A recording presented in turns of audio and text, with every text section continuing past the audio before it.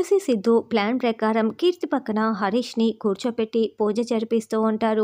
అప్పుడే కనిష్క ఇప్పుడు సిద్ధు పక్కన నేను కూర్చుంటాను అని చెప్తూ ఉంటే, ఇప్పుడు సిద్ధు పక్కన ఈ కనిష్క కూర్చునిందంటే పక్కనే ఉన్న హరీష్ అన్నయ్యని గుర్తుపట్టేస్తుంది. కాబట్టి కనిష్క ఎలాగైనా అక్కడ కూర్చోకూడదు అని తులసి అనుకుంటూ, ఆగు కనిష్క, నువ్వేంటి సిద్ధు గారి పక్కన కూర్చునేది? భార్యగా నేను ఆయన పక్కన కూర్చోవాలి, ఎందుకంటే సిద్ధు గారు నా భర్త అని తులసి చెప్తుంది.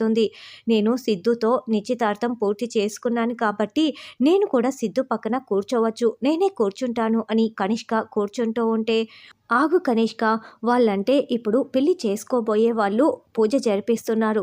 నేను ఆల్రెడీ పెళ్ళి అయిపోయిన వాణ్ణి కాబట్టి భార్యగా తులసి మాత్రమే నా పక్కన కూర్చోవాలి, నువ్వు కూర్చోటానికి వీల్లేదు అని సిద్ధు తేల్చి చెప్పేస్తాడు.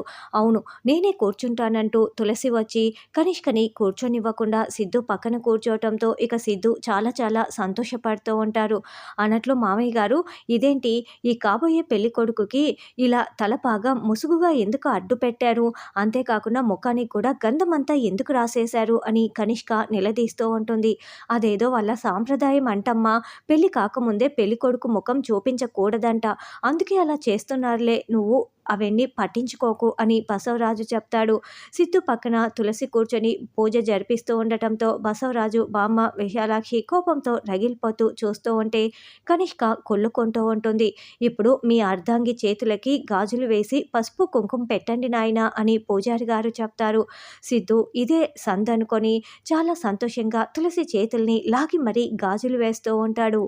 ఏం చేస్తున్నారు అని తులసి అడుగుతూ ఉంటే, పూజారి గారు చెప్పారు కదా తులసి, గాజులు వేయమని, నువ్వు నా అర్ధాంగివే కదా, అందుకే నీకు వేస్తున్నాను, ఆగు తులసి, ఇంకేమీ ఆలోచించకు, అటు చెప్పకు అని సిద్ధు అలా గాజులు వేస్తూ తులసి చేతికి ఆయిల్ రాస్తూ పసుపు రాస్తూ ఉండటంతో తులసి చాలా ప్రేమగా సిద్ధు వైపు చూస్తూ ఉంటుంది. ఈ జంటను చూసి లక్ష్మి చాలా సంతోషపడుతూ ఉంటే కనిష్క కొల్లుకుంటూ ఉంటుంది. అప్పుడే స్పృహ వచ్చిన ఆ కొత్త పెళ్లి కొడుకు అక్కడికి వస్తూ ఉంటాడు. మరి అక్కడ కీర్తి పక్కన హరీష్ పూజ చేస్తున్నారని ఈ పెళ్లి కొడుకు రావటంతో మళ్ళీ పెద్ద గొడవ జరుగుతుందా అన్నది రానున్న ఎపిసోడ్లో తెలుసుకుందాం.